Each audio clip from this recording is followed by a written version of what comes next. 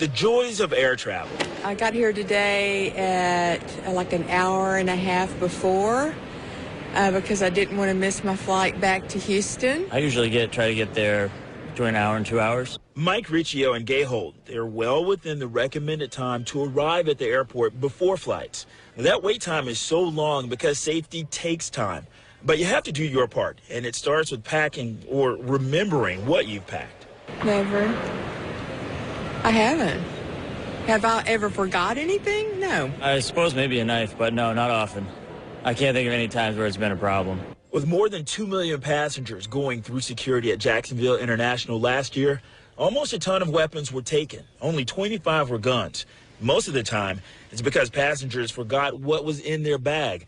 That's why you were asked to declare weapons at check-in. And a $19 million upgrade is helping to make sure weapons don't slip through. Here's a look behind the scenes. This is what you don't see at the airport. On the other side, that's ticketing. Your luggage is put on the conveyor belt. It goes through this system and into this room. Now, that's where the screening takes place. If everything's okay, then your luggage comes out right here, and then it goes to your flight. But if not, Debbie Jones is going to tell us what happens. What happens if it's not okay? The bags are then directed to another location where the TSA officers will physically screen the bag to ensure the alarm is resolved. Once that's done, the bag's scanned again, and then they are directed back to the carousel. You'll know if your luggage comes here because a TSA worker will leave a note in it. If it's a serious issue, you could miss your flight. Welcome. 40D Walker. The stands were filled to capacity, and the enthusiasm was in the air. It's the two undefeated teams in Region 1, which is by far historically the best region in Georgia in high school football. So this ought to be a heck of a ball game. Both teams call this the most important game of the year, deciding who will eventually go on to the state playoffs, and it was clear no one wanted to miss the showdown. Every Friday we do this. We get pumped for the team, we have a lot of fun, get loud, and just do what we do. And fans from both sides definitely got loud. We got to win the championship. That's all we got to do is win. All we do is win, win, win. The Camden County-Colquitt County matchup has quickly become the game to watch in the state of Georgia, made clear by the thousands of fans packing the stadium. It has turned into a huge rivalry. Historically, it's maybe only 6 or 7 years old, but it has turned into a very meaningful game, and I think that's what makes it a rivalry. Both teams, excellent, well-coached, and well-disciplined teams, and it just makes for a great game.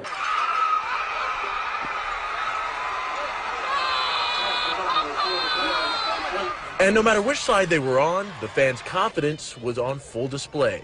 Oh, Camden County's going to win all the way, baby. I mean, you can't think anything different. These flowers, balloons, and gifts, a small reflection of the way what happened here has touched this community. Florida Highway Patrol says 7-year-old Kamora Christian was trying to cross the street at her bus stop when a woman driving with her 11-year-old son in a Lincoln Navigator hit her.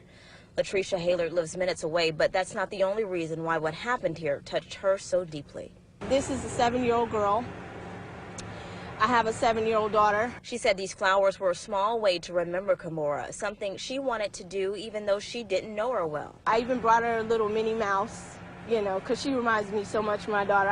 I don't even really know all of who she is, but I do know that because we are so close in Palm Coast. I know I've seen her already. Kamora was a student here at Wadsworth Elementary, which is less than a mile away from where the crash happened.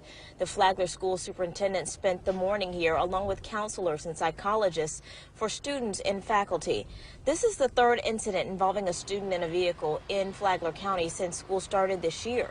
School officials say that it serves as a painful reminder for drivers to be alert. Just, be hyper vigilant. We're dealing with kids here. And kids may not always follow the rules, but we ask that, if you're behind the wheel of a car, just pay close attention. A community grieving, yet supporting each other. My condolences to the mom. I just hope you stay strong. Just know that the school district is supporting you, that everyone has been affected by your loss. I myself have. Nikki, that is what some people are saying, and they also tell us those gunshots came from a group of teenagers at a car. But yes, these people say they are tired of feeling scared, and that's not just people within Eureka Gardens. It's also people in the neighborhoods surrounding the complex. Bottom line, they say they want to see more JSO in the area. Go this way.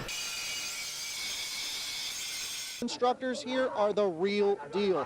They just flew in from Paris Islands. Right back here you can see this is a common theme. Cars are just literally sliding all over the place. More than 300 people have come to tube and zip line. I had an umbrella that was working, and it has since been destroyed. You can see it right there on the ground. This pile of debris, it makes a perfect hiding spot for any snake.